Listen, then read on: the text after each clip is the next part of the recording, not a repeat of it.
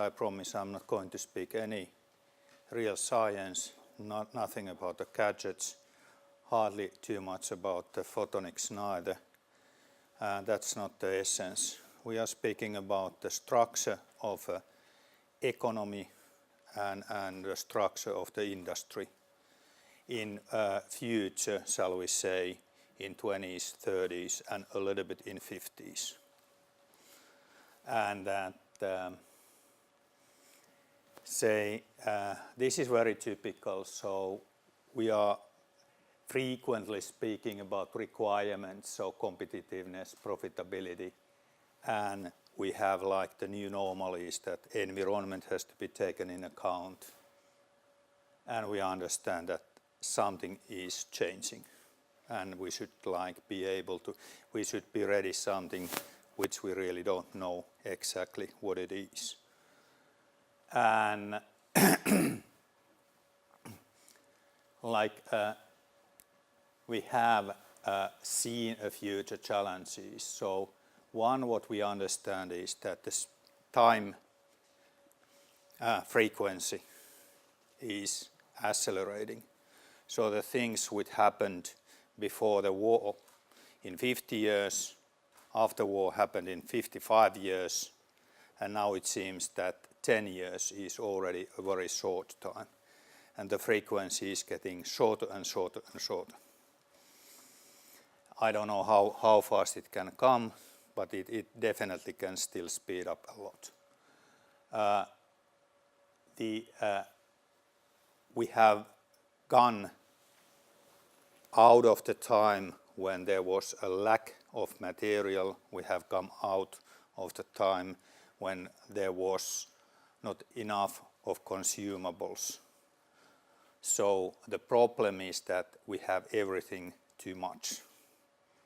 But the question is that do we have what we need, and are we really capable of satisfying our customers, and how we can see our customers, and particularly when we are speaking our industry, forest industry, where it is in the beginning of the value chain. Of course, we believe strongly it means innovation and it means sharing of information. But we have here two kinds of problems. One is a structural and the other is mental. The structural problem is quite evident, so that we have a huge apparatus which is one-way ticket. So we have the forest, which we consider is more or less endless raw material base, which is not actually true. So it's not endless.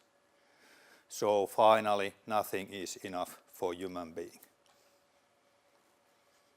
But okay, there is a reservoir, there is a potential.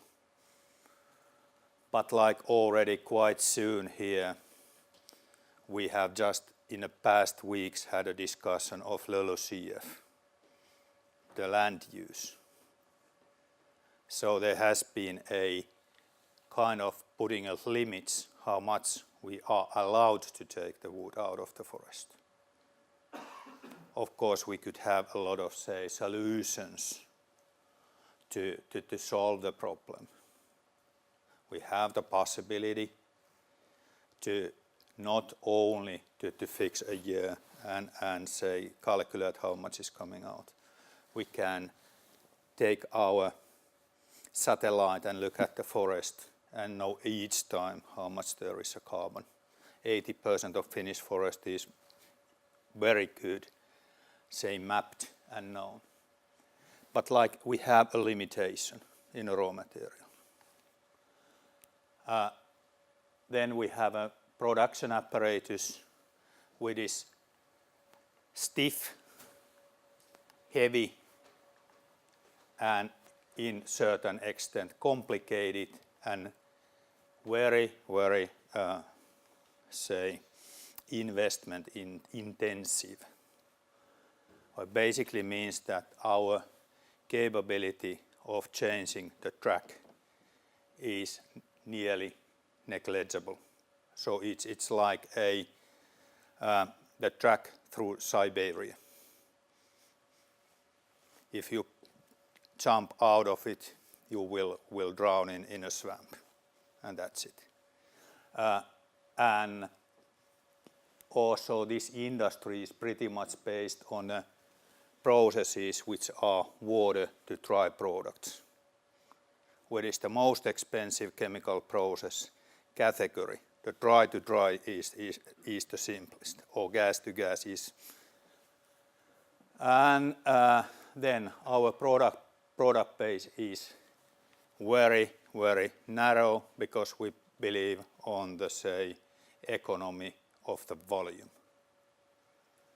And then we have the, say, big problem here to combine the limit of the availability and the request of even higher volumes with even lower prices. That's the structural problem. And the other problem is our mentality. So we typically used to look towards forest. So we are living here, what we see the trees, we see the forest. We don't see the customer.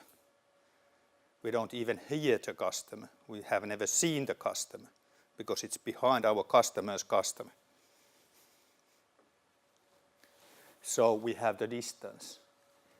Gradually, the things we discussed something like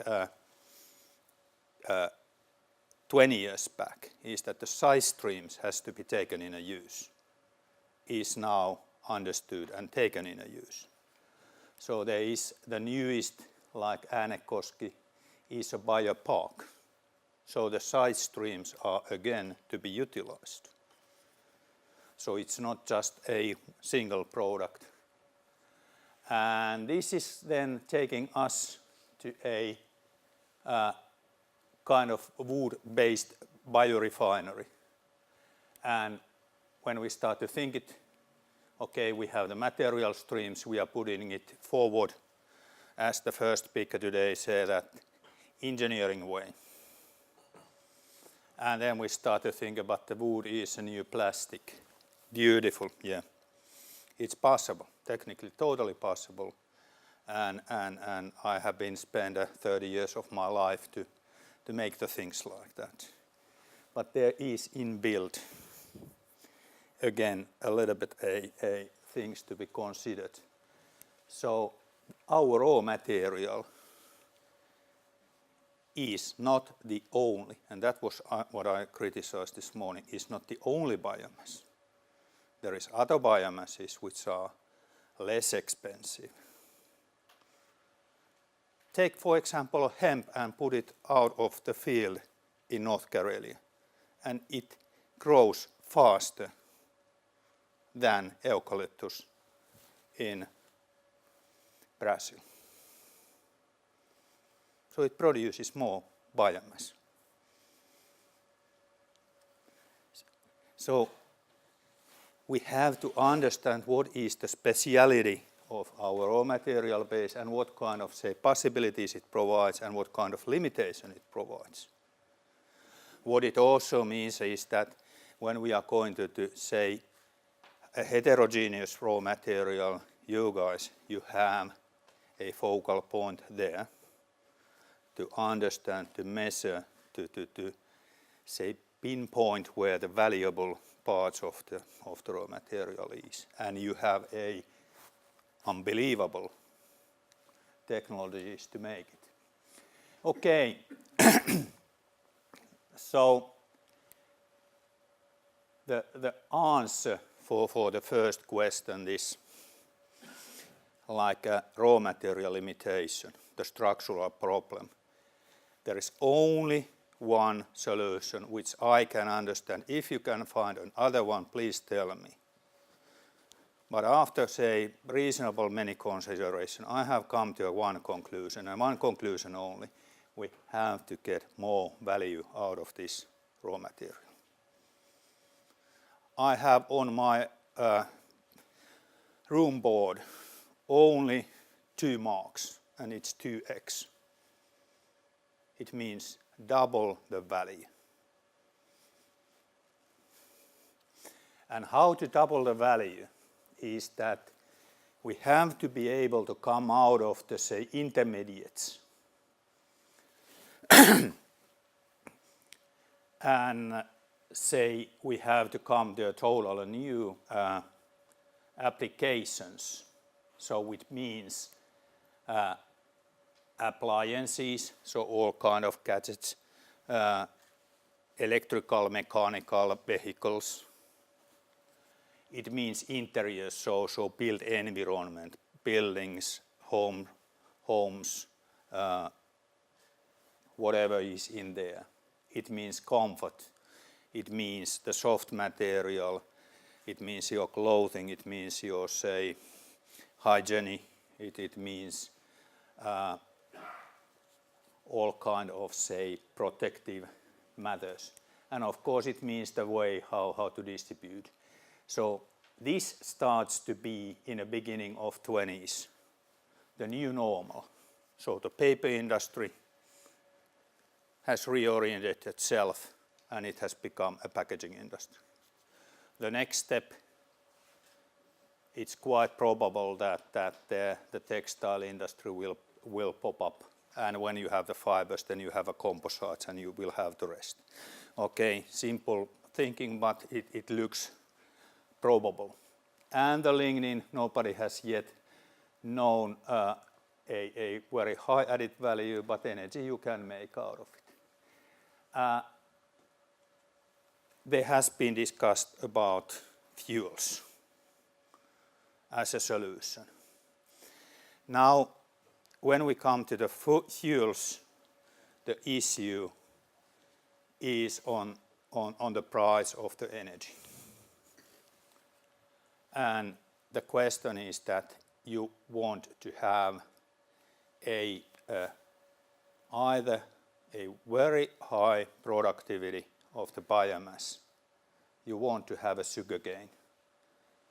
Did you know, by the way, that in the, say, controlled laboratory environment in Brazil, they can produce more than 65, nearly 70,000 tons sugar per hectare per year. So it's brain exploding idea. So it's like nearly 10 times more than any wheat can do down here on a field. Nearly 20 times more than the forest can do. The other point is that there's a special structure of our raw material has nothing to contribute here. So it has the same 1C, 1O, 1H net formula. It's overall the same for all the biomass.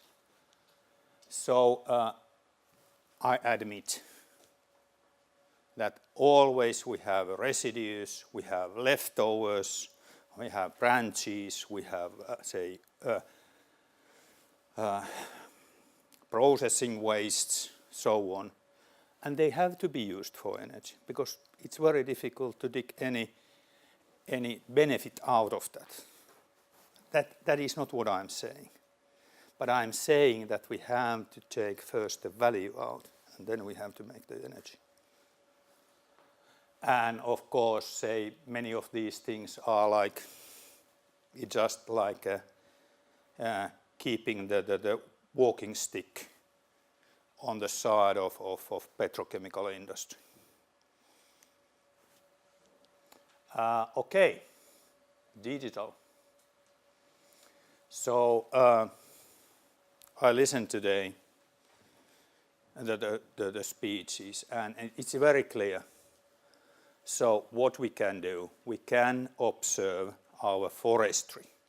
So I hear that about half of the time we were speaking about forestry. We were not speaking even a forest industry. We were speaking about forestry. How we can guarantee that we have the equalized quality of the raw material. We know where it is, how we can take it out as efficiently, as low price as possible. Are we able of fulfilling the proper? So the industry structure is actually changing so that beyond the forestry, we will have a recycled material streams, and if our industry wants to be efficient, we have to be and we have to follow our raw material to the markets. So if we make a pulp fiber, it circles 4 or 5 times there. Why don't we own the material the whole its life before it's energized or turned back to soil? We will have a total new kind of raw materials which are coming from the other bioresources. We will have that way a research network.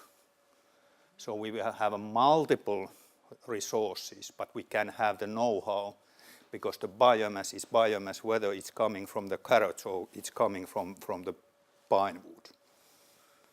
We have that knowledge, we can measure it, we can know how it grows. We can be masters of handling and logistically controlling it. We will have, and now is coming to the other point, we have to turn our face towards the markets. So to be able to produce these new materials, they are small, they are added value. It means they are not produced in 1 million ton units. They are specified like the guitars. Nobody is going to produce them 10 billion guitars. Far not. It's specified, it knows, basically I believe that you know each of your customer at least some level on the name. So it means that there are personalized products, there are direct sales, there are networks. So to be able to really be effective there, we have to be able to detect also the properties of our materials, and we have to be able to transfer the customer needs back there. And what we need behind here is a huge cloud of the properties and information in the system. So to repeat it, so we are going out of the producer, distributor, consumer world to a novel world which is circular. And in the circular world, we have also the recycling streams. We have to be able to mix the, virgin and recycled materials because nothing is enough. So we can utilize all our resources, but we have to be involved in this full circle, not only to be the handy guys who are providing that missing part of the raw material. So it takes very high customer orientation, extremely high flexibility, and precise, fast deliveries. And all that we have already seen in a data communication, we have seen it in electricity, energy distribution, we will see it all in the material industry.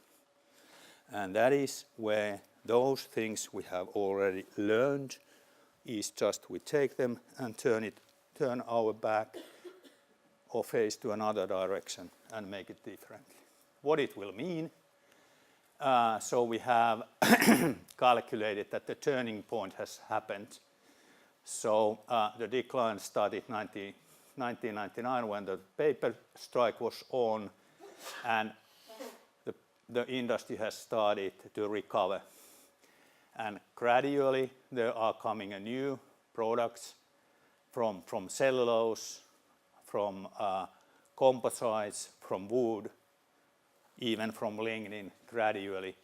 And it will mean that, say, after 30, it starts to accelerate because we are creating not more volume but more turnover. And like what will happen somewhere 27, 28. This is Juha Hunkatukia's calculation. So when we have been able to take control of our national debt, when we have been already come over the big generations, when we have created a new kind of economy on national level, and we have started to produce of added value products, it means that starting from early 30s, our national economy will be flourish, and we will be the rich guys of the future, because we have still the nature, we still have the raw material, we still have the water, and we have the wisdom. Okay, I think that I was a little bit over the time, but shall we a little bit discuss if this was challenge enough? Thank you. So I think that now is time for questions and comments.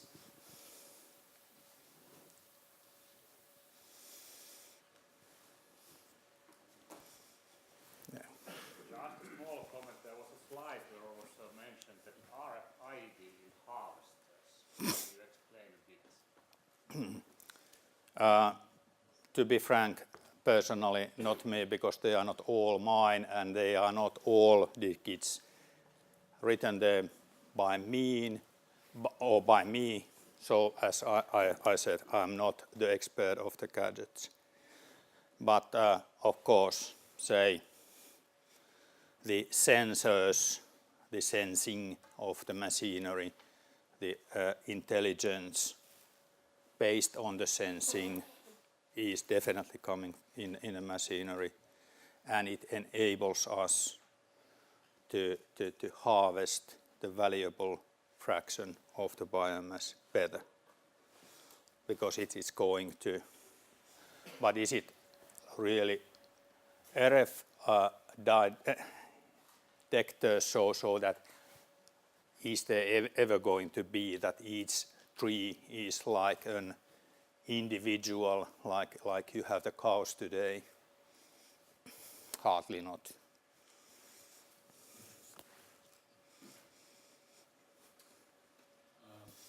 Markku Keininen, first of all, thank you for an excellent talk. No gadgets, but still an excellent talk. So I would like to comment on the, I think it was a very good point where you started from, that you actually emphasized the accelerating pace of the speed of change. So that is one thing that is actually behind everything that is happening, and that it will actually influence the whole economy. And I think one of the very good example of this is actually the public attitude to, let's say, diesel engine based cars versus hybrid or electric cars. A couple of years back, electric cars or hybrids were some kind of a fancy thing, maybe they will come in the future and so on. And all of a sudden, the public opinion, and also if one thinks of the politics, how rapid will actually be the change that there will be very, very soon a situation where people are actually really, they do not want to have their diesel cars anymore at all. It will be hard to sell them.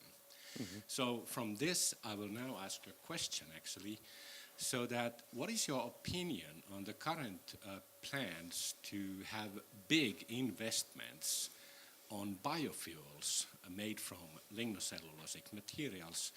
Will there be a market for those during their whole lifetime when they are actually producing the biofuels, and whether they can actually, the companies can rely on politicians to somehow support this kind of business? The transitions are fast.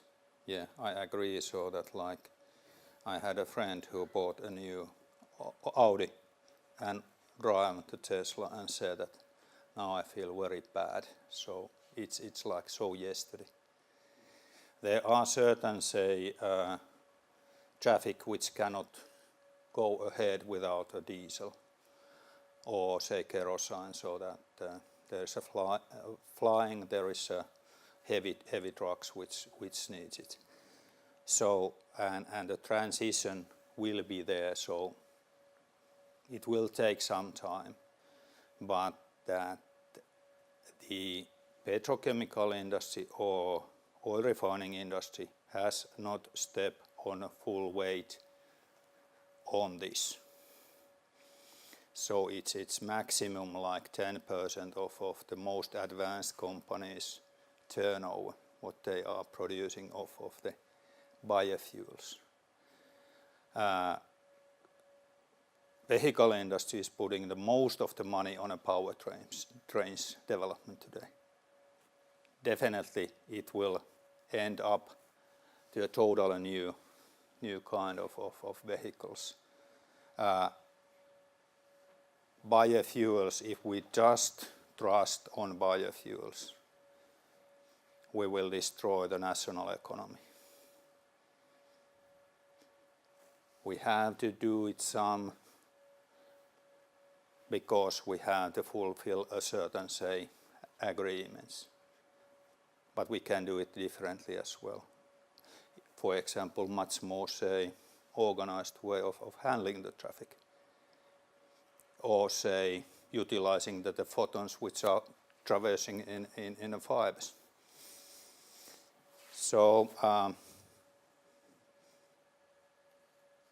transition from the biofuels can be in direction of biochemicals and bioplastics, and that might be the saver, because the petrochemical industry today is about 10% of the oil refining, but bringing back say nearly 80% of their turnover.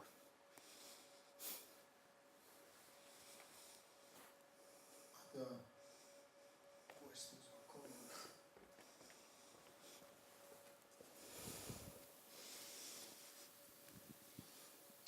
Some transitions are fast and some are a little bit slower. So can you give some good examples of customer orientation in forest industry, and how do you think that this industry could a little bit speed up? So the question is that how the industry wants to position. So we have, for example, let's take the packaging industry. I could speak about textiles forever, but it's a little bit, say, I'm not touching it, I cannot stop it. So we have companies which are providing of the world's best board, packaging board. But if you compare the size of those companies with the world's biggest companies providing a packaging solutions, they are about equal size or small. So there are already companies which are providers of the solutions and which own the factories. In the textile industry, it's a little bit further. You have brand owners which are like controlling of the production value chain. So it might happen in certain time in the future that those companies which we know now are the production companies, which has the heavy investment on their back, are no more the owners or runners of the business or the companies or the factories. They are running the business and they have operators for the factories. So all this will mean that the ownership, the structure of the industry has to change. Another example of the time of development. So in non-woven industry, the average lifetime of a product is 3 years, 36 months,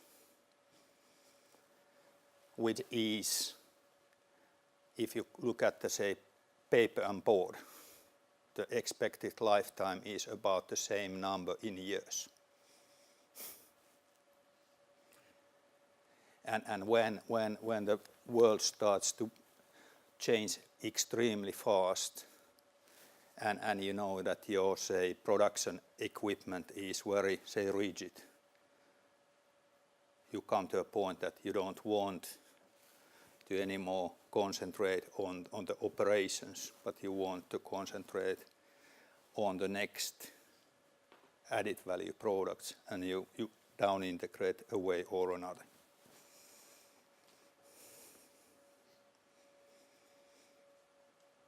Hopefully we have the companies here who are controlling the world products, not so that we have the guys who are here just operating the plants, pumping stations. Any other questions or comments?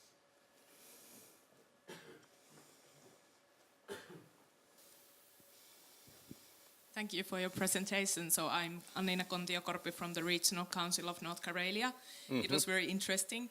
I have one question about these future figures. So does this turnover come from the same amount of harvested wood, or does it include Finnish national targets about increasing the usage of harvested This wood? is calculated according to today's official expected increase of the harvesting allowable.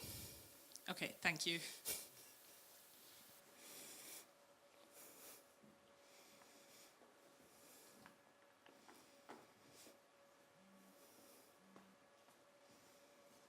Any other questions? So okay.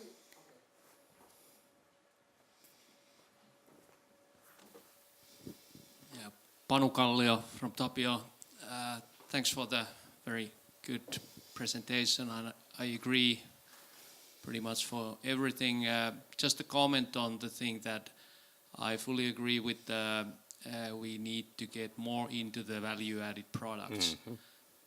But the one thing is that, as we can see from that graph as well, is that there is a certain timing issue, that it takes a long time to make them commercially, crucial, or the maturity of the business for the companies comes from them, and that's the one thing.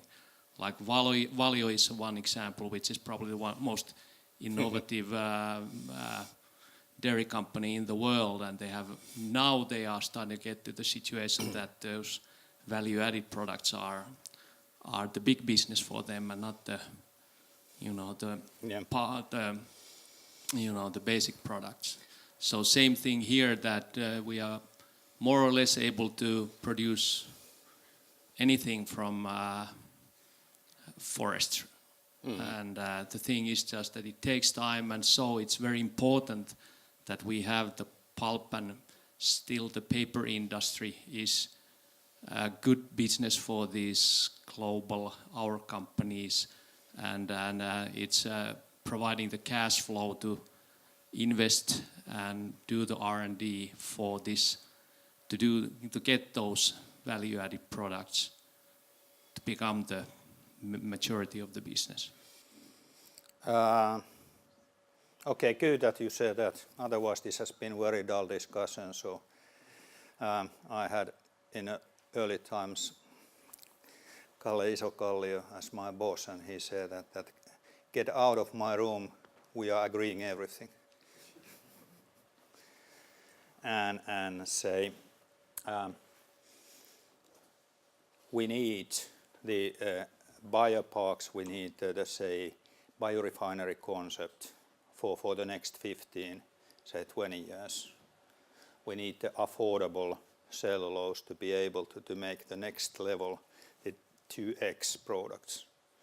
When anyhow, when we are going to the next level, then we start to need a totally new production apparatus, which actually we have just a hint, and they are just coming in a piloting phase. So they cannot be on a place. And right you are, so that the moves are slow, and possibly we have to look at the possibilities to accelerate it.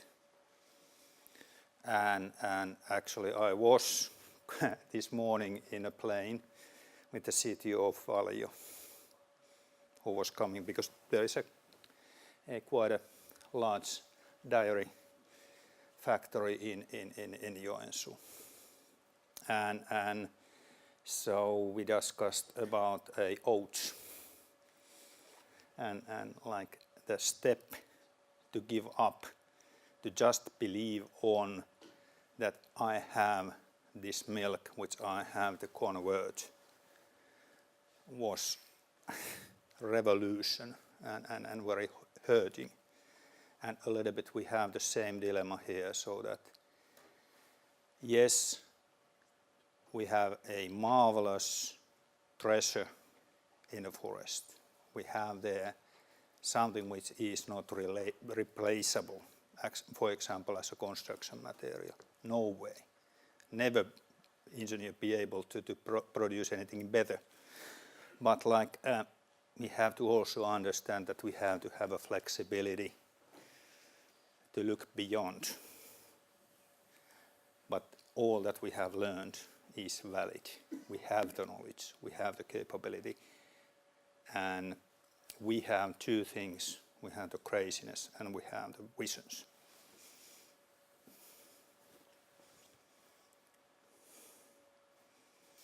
Any other comments? So this value-added issue is very important.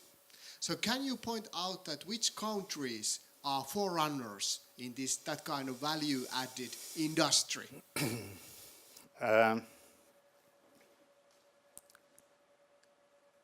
Let's take, for example, Switzerland.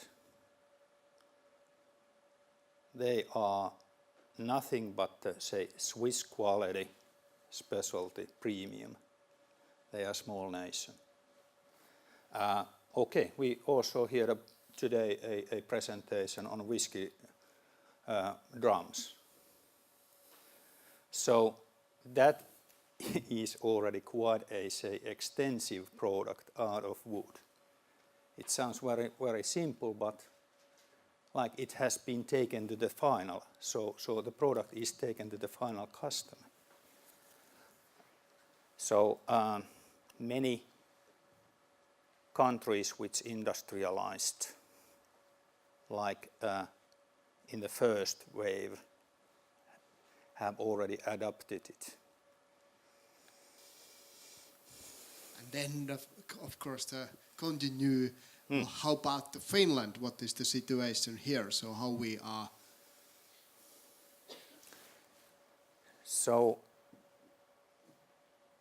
we have shown already a few times that industrially we can make a breakthrough, we can make something which is, say, over all the expectations.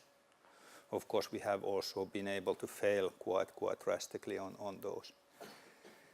But we have not been building on what we have on the hand, possibly because the say, ownership structure is certain, possibly that there has been an economic, say, expectations that we need that, say, working horse. But in a way we have to understand what are our national, say, competition factors. What we really have, what we have learned more in the past, say, 20 years, what we can add on our national, say, strategy, on our national story. I don't believe we are missing anything in that. So if you need to bet something, what is the next breakthrough from bio-based material in Finland?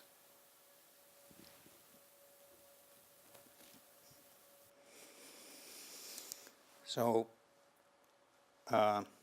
there will be a next generation board, so the moldable board will come. So it is like a third big packaging material. There will be also a way how we can integrate to the textile and hygienic market, how we can make the disposables to a new product.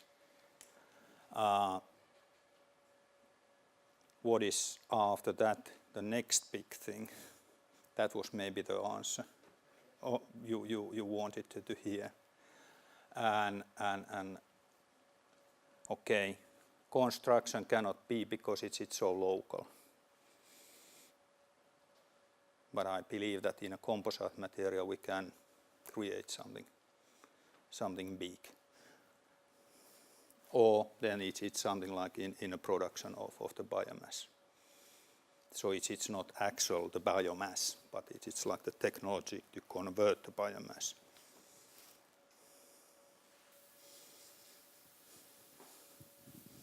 Why couldn't it be construction? Because we already are exporting sawn timber to China and Asia. Yeah, so one story to be told if we have the time. So we made a strategy for South Australia forest industry, sawmills. Okay, we do that as well because they pay. And the first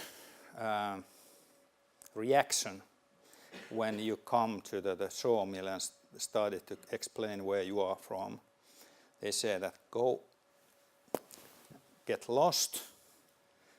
You are sending here your B quality timber and it's better than our A class. But the question is that whether the real thing is that it's like in a cross-laminated, it's like the construction elements, ready-built, tall buildings and so on, so that the real money is not in a long goods timber. And the question is that yes, we can have the companies which can be world leading on that, but because of the transportation cost, we are not necessary in the first place starting to transport a huge amount of timber to the other side of the planet, even though the shipping costs nothing. Then before that we have to invent a construction systems which can and then the wood is just a cost carrier. So selling the knowledge combined with the material. Not selling a material, selling the energy and know-how in the same package.